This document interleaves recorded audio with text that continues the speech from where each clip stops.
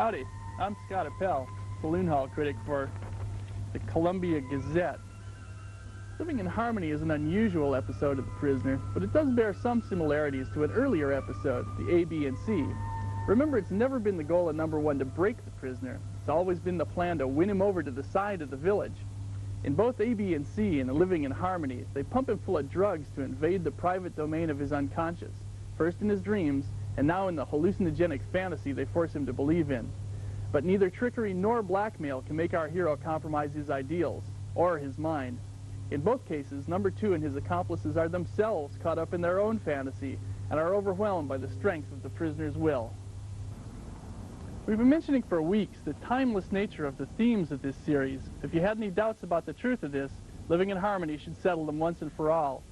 Within the context of the series, this episode shows us that the prisoner's battle for personal freedom could just as easily have taken place 100 years ago as the 20 years ago when this episode was filmed.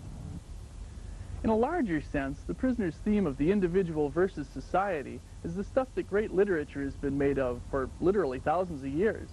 And so we thought we'd recommend a short selection of lasting classics which supplement and expand upon this idea in ways which only literature can. Although this is in no way intended to be a definitive list, these books do shed some light on the various themes of the prisoner.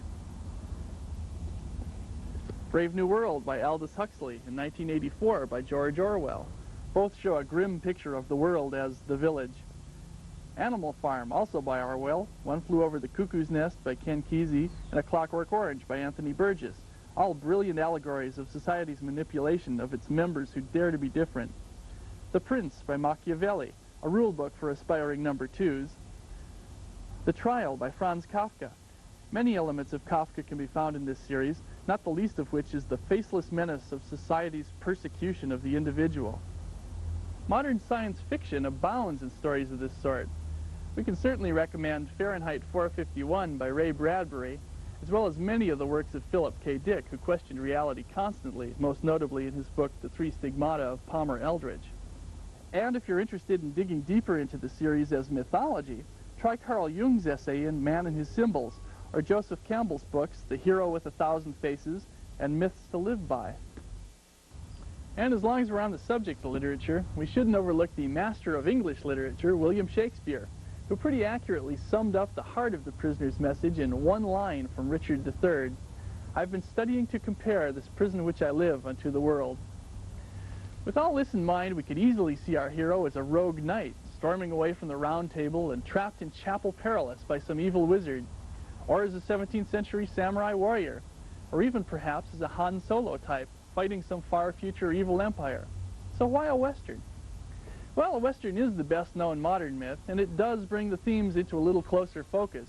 Westerns are full of open confrontations, for instance, as opposed to the secretive manipulations of the modern spy's world. But it could go deeper. The Old West was a place of freedom for independent people. They opened up the frontier with only their ideals and their wits to guide them. But in the wake of these trailblazers followed people like the judge, bound and determined to impose society's laws and morals on people like the prisoner. So perhaps Living in Harmony is trying to tell us that the prisoner's battle isn't with the idea of society, but rather with the abuse of society, whether it's by those who abuse power or by those who will blindly obey such abuse. But before we get involved in overanalyzing, we should keep in mind McGowan's motive for this particular episode. I always wanted to do a Western, he said. And in doing Living in Harmony, he can claim the distinction of creating the first Western ever filmed in England. Harmony was one of the filler episodes shot to expand the prisoner's intended first season of 13 episodes to 17 for sale to American television. As with Do Not Forsake Me and The Girl Who Is Death, McGowan and his partner, David Tomlin, had to come up with a storyline that didn't need the village, Port Merion, as a background. We might also mention that Living in Harmony was the one episode of The Prisoner never broadcast on American network TV. CBS only had a 16-week slot into which to put the 17-episode series, and Harmony was the old maid in their shuffling. Another bit of trivia concerns the kid, Alexis Canner. Apparently, McGowan and he are close friends, and McGowan starred in a film Canner wrote, produced, and directed entitled Kings and Desperate Men. To the best of our knowledge, this film has never been released in the United States, but watch for Canner to reappear in the final episode of The Prisoner in a pivotal role. Well, kids, it's about time for these boot heels to be moseying on. I'd just like to leave you with one thought which seems appropriate for this episode, Living in Harmony. That is the motto of the Texas Rangers. Little man whip a big man every time. If little man's in the right, keeps it coming.